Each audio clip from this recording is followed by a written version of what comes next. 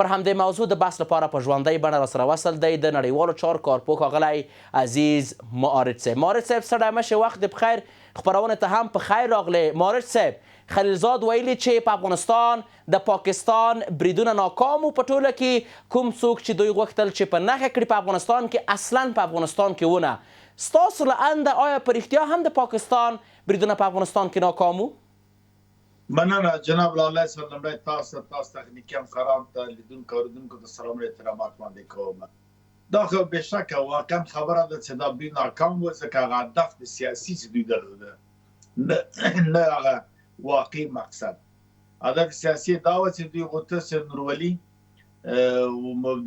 د ټي ټي پي مشر غوښتل چې مثلا په نښه کړي. هغه دا ده چې په دې په خاوره کې نه و. خپله ډاکټر خلیلزاد هم دا تاکید کړی چې دا په دې خاوره کې نه و، یعنې هغه د پاکستان په خاوره کې و. نو بنا دا برید په دې حساب ناکام ده. مرام اصلي موخه د پاکستان دا نه و. پاکستان اوس فعلا په ورخطا هم ده. مختلفې پروژې او برنامې دي. هند ته د ښاغلي متقي سفر دا هغوی ته د زغم وړ نه ده. هغوی په دې باندې ناراحته شوي دي چې مثلا دغسې مانورونه اجرا کوي. بله خواته امریکا بیړۍ راغلي دي ډرون الوتکو سره کراچۍ بندر ته. کیدای شي هغه هم داسې یو پروګرام د په دې شاته د هغه هم موجود وي چې ورته فشارونه وارد کړي، بمبارونه وکړي، بې امنیتي رامنځته کړي. تر دې زمینه مسایل ده چې هغه باګراونډ ته راسي. دا خبره هم شته.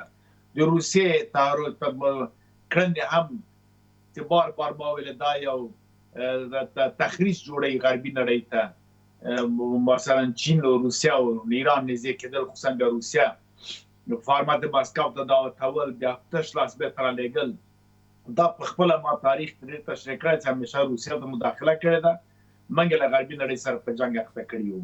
دا ټول مسایل کېدای شي. اما اوس خبره دا ده چې پاکستان حق لري که نه لري داسې بریدونه وکړي، او مسؤلیت د یو حاکم نظام په فعل حالت کې څه شی ده. ګورې دلته یو قاعده د حقوق بینالمللي عمومي ده، یو د حقوق بینالمللي خصوصي ده. حقوق بینالمللي عمومي ده عمومي موازین چې په نړۍ کې مثلا موجود دي، د هېوادو په منځ کې دي، کنوانسیونونه دي، اعلامیې دي، منشورونه دي، دا ټول په پام کې نیول کېږي. دلته په ټوله دنیا کې اصل د عدم مداخلې، حسن جواري، احترام متقابل، احترام درناوی، د ځمکنۍ بشپړتیا، خپلواکۍ، سیاسي خپلواکۍ ته، حاکمیت د بل هېواد ته، دا باندې ټینګارونه ډېر زیات شوي دي. په منشور د ملګرو ملتونو کې، په کنوانسیون مختلفو کې، حتی کنوانسیون ډیپلوماتیک دی د 80 او 83 کې، په اعلامیه د حقوق بشر د 1970 کال کې، په ټوله موازینو کې چې موږ وګورو، دا حقوق بینالمللي خصوصي کې چې دوه هېوادو ترمنځ کوم معاهدې او تعاملات او مراودات دي، په دې کې هم دا ذکر کېږي چې احترام باید موجود وي. نو کله چې نقض کېږي په حریم باندې، دا بیا ځان ته دا جرایم لري. دا په بنیاد د 1940 کال د ویانا د کنوانسیون او دغه پروتوکول 1980 کال دا د صراحت د ریاست واضح شوي دي چې ته د حریم باندې نقض کول، مداخله کول، خاورې ته تالته بیا بېګناه خلک وژل، ودانۍ ورانول، دا ټول راغلي. په ځینې وخت کې داسې شرایط شته چې مثلا یو هېواد خپل امنیت تهدید. معارج صاحب که ماته اجازه راکوئ، معارج صاحب په ډېرې بښنې سره، لکه څنګه چې ما وویل چې په دغه بریدونو کې یوازې ملکي وګړو ته مالي زیان رسېدلی دی، هغه هم په افغانستان کې. ولې په ملګرو ملتونو منشور کې هم لیکل شوي چې کوم ملکونه چې د ملګرو ملتونو غړي دي، هغه به د یو بل پر وړاندې د فورس یا هم قدرت استفاده په ټوله کې نه کوي. نن پاکستان څنګه ځان ته حق ورکړی چې دا برید ترسره کړي، او د دې ترڅنګ ملګري ملتونه، امنیت شورا، ګاونډي هېوادونه، نړیواله ټولنه، خپله امریکا متحده ایالات او ډیری نور شرق کوم زون چې ده یا په ټوله کې روسیه، د دوی متحدین ولې خاموشه دي؟ د یو هېواد په پلازمینه باندې برید شوی دی، دوی ولې غږ نه پورته کوي؟ ګوره چې یو هېواد مستقلي استقلالیت لري، دغه اصل دا ځکه موږ همیشه افغانان په دغه یو شي باندې خطا وځو، داسې فکر کوو چې بل باید موږ ته یو څه وکړي. یو هېواد استقلالیت ولري اول ته دولت نه زما موخه دا نه وه مورد صاحب، زما موخه دا وه چې په ډېرې بښنې سره مورد صاحب، په ډېرې بښنې غواړم چې دغه سوال واضح کړم. زما موخه دلته دا وه که نن یو هیواد په بل هیواد باندې برید کوي، حتی که هغه د یو په پوله کې هم یوه ډېره وړه شخړه وي، د نړۍ ټول هیوادونه اعلامیه ورکوي، د نړۍ ټول هیوادونه حتی ملګري ملتونه امنیت شورا خپله ښاغلی ګوترش وایي چې باید مثال موږ د آذربایجان او ارمانیا یو مثال لرو یا نور ډېری وختونه چې د ملکونو ترمنځ شخړې راځي، ولې دلته ستاسو له انده دوه ګونی چلند نه کیږي چې تر ننه پورې هم ملګري ملتونه چوپ دي، هم نړۍ چوپ ده او هیڅ څه نه وایي؟ نه دلته اصول موجود دي. د تاسو خبره بالکل دقیقه ده. نړیوال غږ کې په صورت کې چې مربوطه هیواد خپل اعتراض وړاندې کړي نړیوالو ته، که هغه اعتراض ونه کړي دا معنا دا چې د مقابل لوري حق ده، نو بیا هغوی په دې کې چوپ پاتې کېږي. نو خبره دې کې چې یو هیواد استقلالیت ولري، خپل مستقل او دولت یا حاکمیت ولري، قلمرو نفوذ ولري، یعنی عنصر د دولت ولري، په هغه صورت کې دی په خپل اول اقدام کوي، یعنی اصول نړیوالو پلي کوي. دلته د امنیت شورا منشور د بخره د ملګرو ملتونو سازمان منشور و فصل صراحت لري په دې اړه باندې.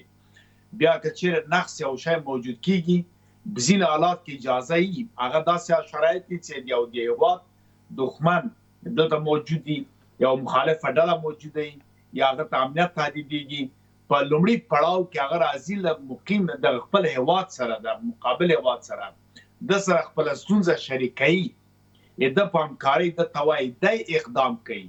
یعنی پاکستان کې د سیدا لري سره د ټي ټي پی د مخالفین د افغانستان دولت سره شریکوي، د افغانستان دولت اقدام کوي دغه مورد کې، او نتیجه به په دوی توای کې دوی قناعت ورني بیا بل پړاو پیل کوي، او که قناعت بیا مشکلات کیږي. که چیرې د بل هیواد اقدام نه کوي، چوپ بیا د شورای امنیت قطعنامه په دې اړه صادري چې هغه خپل شرایط لري چې هلته ملکي کسانو ته نورو ته یعنی ستاسو له خبرو څخه، یعنی مورد صاحب ستاسو له خبرو څخه کوم کار چې پاکستان کړی غیر قانوني او د نړیوالو قوانینو خلاف کړی، درست؟ مطلق هم د نړیوالو اصول هم د اصول بین‌المللي خصوصي دوه هیوادو منځ کې دغه ټول شی د رخصتۍ او بنان څه وسی، افغانستان حکومت باید ملګرو ملتونو سازمان ته لومړی شکایت درج کړي، بل د کنوانسیون د جرایم جنگي په بنیاد باندې دنه مطلقاً باید تاوان واخیستل شي، او که بیا داد ونسوله مطلقاً عمل بالمثل لکه 1990 کال کې په مغولګۍ حمله وکړله، کابینه د اشرف خان د ظاهرشاه په وخت کې همدغه پړاو طی کړ، امنیت شورا ته ویل بېغوري وسوله، مستقیم پیلوټ زادران ته امر وکړ چې ورسوي ولا وراسنه ویسه پاکستان.